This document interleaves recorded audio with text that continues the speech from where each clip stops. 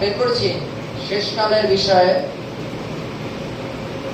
পেয়েছি 2 তিমোথেও 3:1।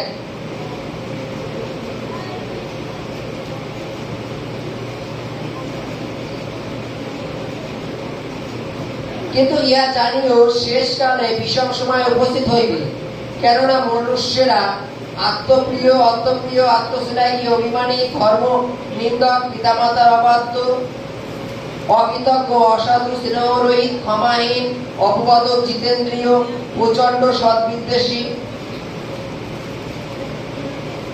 বিশ্বাসঘাতক, দুঃসাহসী, গন্ধর্ব, ঈশ্বর প্রিয় নয় বরং বিলাস প্রিয় হইবে। হালেলুয়া।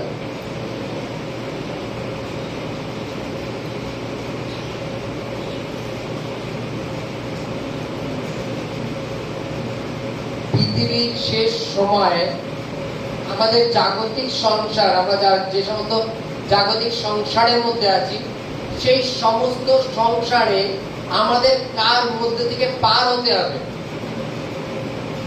সেটা এখানে তুলে ধরেছে। মানুষ, আমরা সকলে জানি যে মানুষ সকল কিছু খায়, সমস্ত কিছু খায়, তাই তো? কি না খায় মানুষ বলো? সব থেকে হিংস্র প্রাণী যদি হয় সেটা হচ্ছে মানুষ। বাঘ কেটে দেবা তাও রান্না করে খেয়ে নেবে, না নেই মাংস নেই হলো, তাই তো বলছি। জানো তো নাকি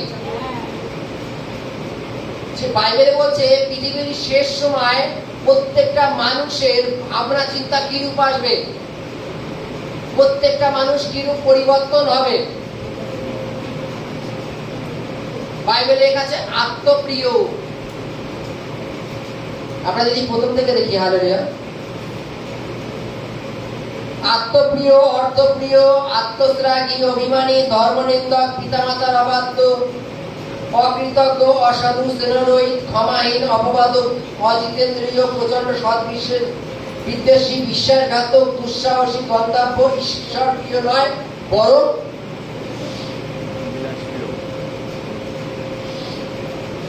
বিলাস প্রিয় হইবে। হালেলুয়া। জগৎ সংসারে আমরা যদি এইরূপ একটা একটা করে ভেঙে দেখি যে প্রত্যেকটা বাক্যই পূর্ণ জগতে। হালেলুয়া।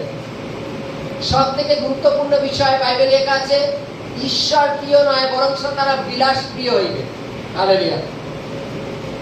মানুষ শেষ সময় ঈশ্বর প্রিয় না হয় বরং বিলাস প্রিয় হইবে। হালেলুয়া।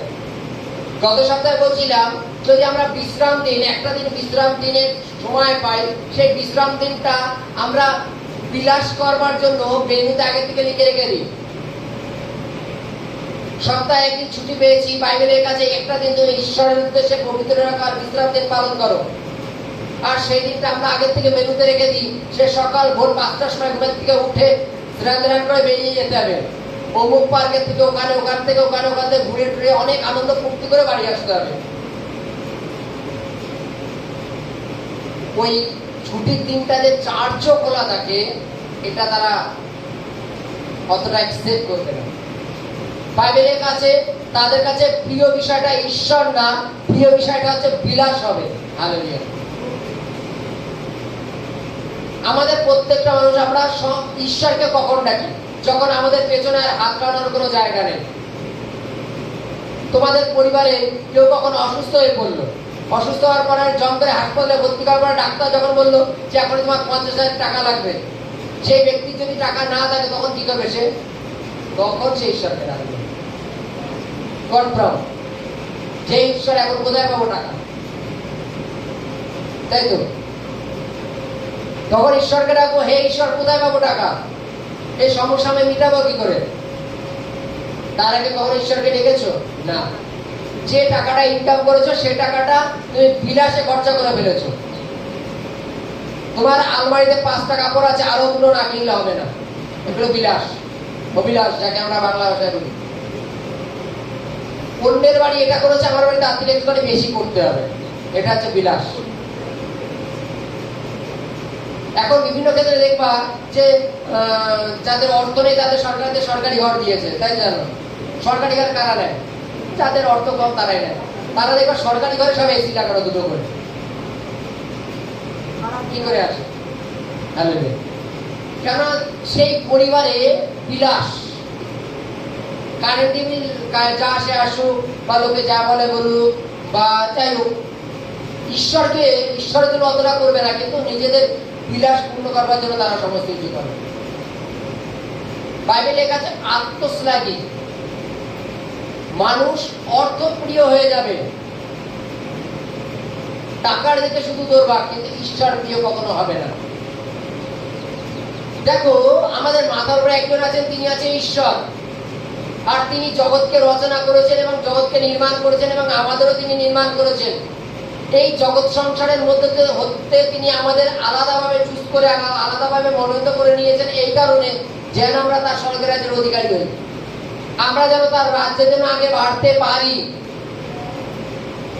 জগৎ সংসার যারা অর্থলোভী, যারা আত্মশ্লাঘী, যারা অভিমানী, তাদের তোমার বোঝাতে হবে, তাদের পর্যন্ত ঈশ্বরীয় সুসমাচার দিতে হবে।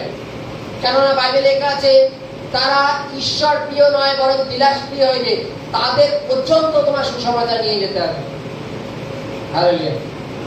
চলো, কোনোদিন শুধরাবে না, ওর কাছে আমার সুসমাচার নিয়ে গিয়ে লাভ নেই, ভুল করছি। বাইবেলে লেখা আছে যে মনে করো কেউ বিলাস প্রিয়, ঈশ্বর প্রিয় নয়, বিলাস প্রিয়, তাকে তুমি সুসমাচার দাও। হয়তো কোনো এক মুহূর্তে তুমি তার বাড়িতে গেলে, ঈশ্বর তার মধ্যে থেকে, তোমার মধ্যে থেকে কথা বললো এবং তার মন পরিবর্তন হলো। ঈশ্বর তার অপেক্ষায় আছে। বাইবেলে লেখা আছে একটা পাপীও যদি মন পরিবর্তন করে, স্বর্গের রাজ্যে কি হয়? আনন্দ হয়। কেননা একজন মন পরিবর্তন করেছে। হালেলুয়া। জয় যিশু।